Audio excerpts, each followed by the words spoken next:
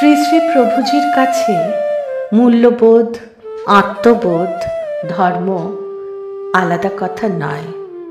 প্রভুজি আমাদের বলছেন, মূল্যবোধ কার থাকতে পারে? যার চেতনা, যার মানসিকতা, যার বোধ মূল শক্তির ওপর প্রতিষ্ঠিত, মূল শক্তি দ্বারা নিয়ন্ত্রিত, মূল শক্তি দ্বারা সঞ্চালিত, তারই শুধু মূল্যবোধ থাকতে পারে। একে আমরা বলবো আত্মবোধ।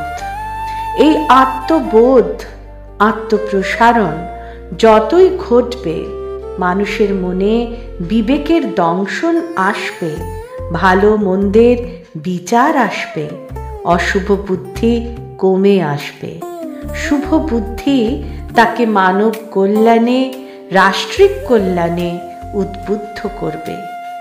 এ কোনো ম্যাজিক নয়, জাদু নয়, এটি ধর্মের মূল কথা। পরমারাধ্য প্রভুজিকে আমার অনন্ত প্রণাম।